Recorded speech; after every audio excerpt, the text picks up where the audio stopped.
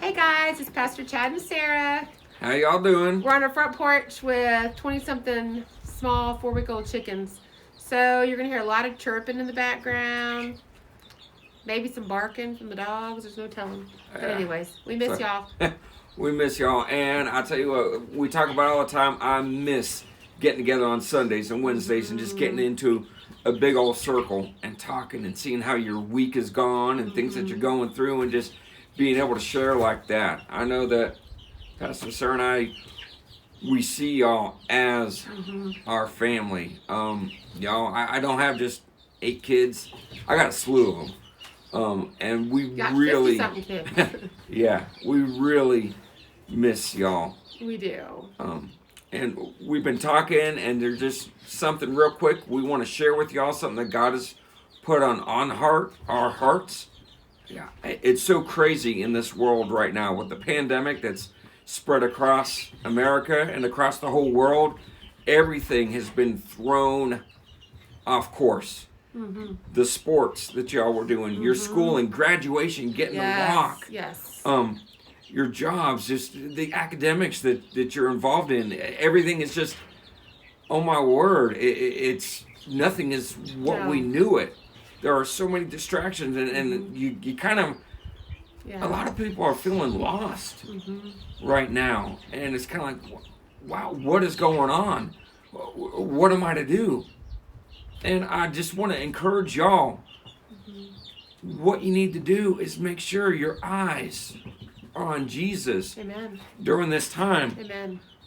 Something God had put on our hearts is out of Matthew chapter 14.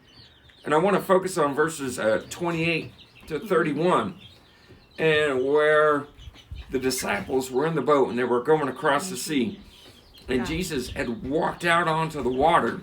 And they were all freaking out, like, oh man, whoa. The storm and everything that's going on, and they were getting scared.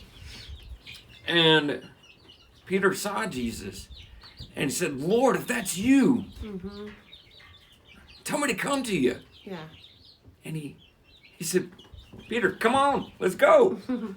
And he stepped out onto the water. And as he was looking at Jesus, he was walking on the water. I'm talking, wow. Yeah. He was making his way to him. But then he allowed himself to get distracted. Like The waves, the wind, the sea, everything just swirling all around him. Yeah. When he quit looking at Jesus and walking on the water, that path that God had for him, Yes. and allowed himself to get distracted, boom, that's when he started to sink. It was like, Jesus, save me. What did Jesus do? He put his hand on his head and just kind of dunked him down. No, wasn't time for the baptism right there, okay? But no, he put his hand out and he lifted him up. Amen. Right now, are you that way with Jesus? Are you having that time when you're allowing yourself to get overwhelmed with everything that's going on right now? Are you saying, Jesus, help me? I need you. God, I was looking forward to walking for my graduation. I miss all my friends at school. God, I don't know what's going on. Everything is just so crazy. Nothing is what it was. What am I to do? Y'all, perfect opportunity. You know where to put your eyes? Put them on Jesus. He is your focus. You know, everything we do it for him. Imagine what Satan designed to bring fear into each and every one of our lives, and just to throw us into anxiety and panic and depression and just to get all crazy. God is turning for good. He's giving us that time where we can turn our eyes to him without all those other distractions that were keeping us from getting more time with him. Time in prayer, time in the word, time in praise and worship. Y'all, what an awesome opportunity we have right now to not get distracted, to not let these things in the world distract us from our true love of that personal relationship with Jesus.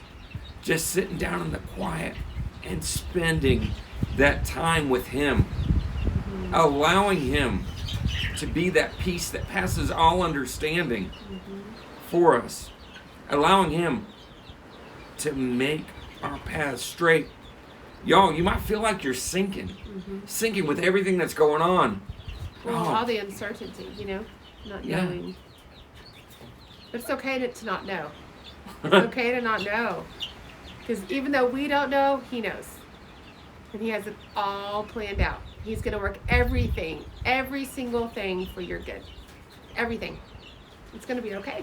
It's going to be okay. Yeah, Pastor Chad and I were talking, and there was this meme on Facebook.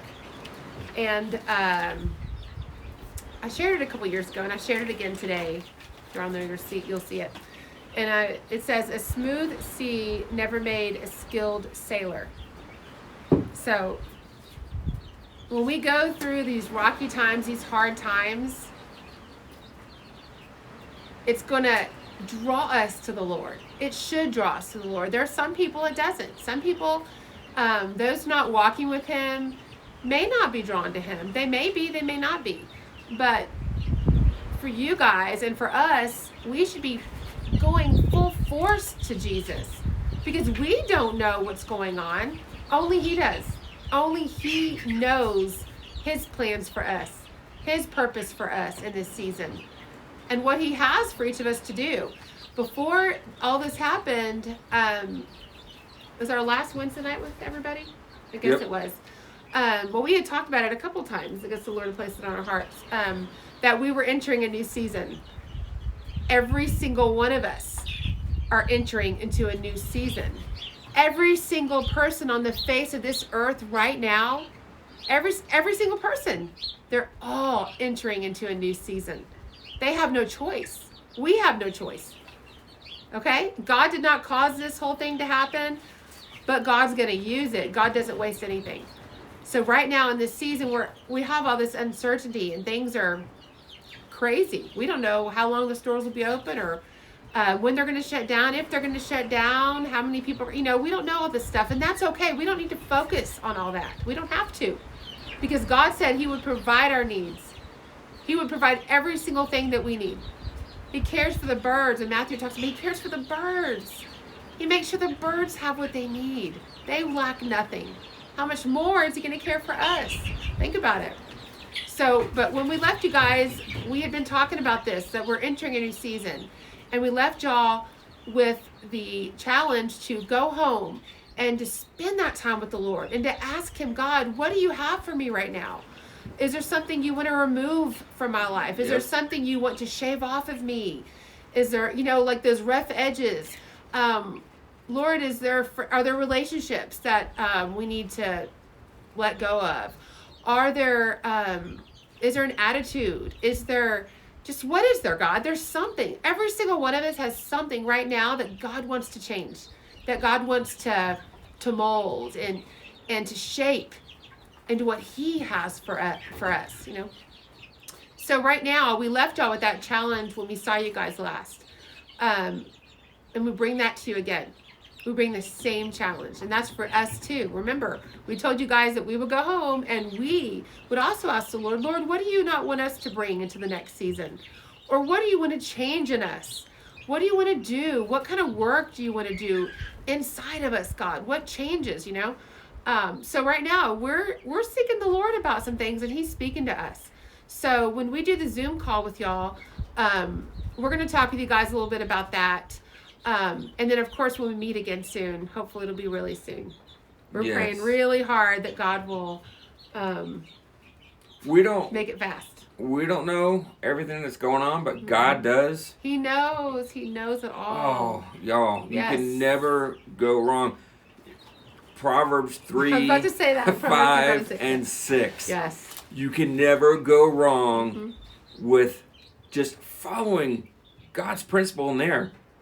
Trust in the Lord with all your heart. Yes. Lean Not not on your own understanding. In all your ways, acknowledge Him, and He will make your paths straight.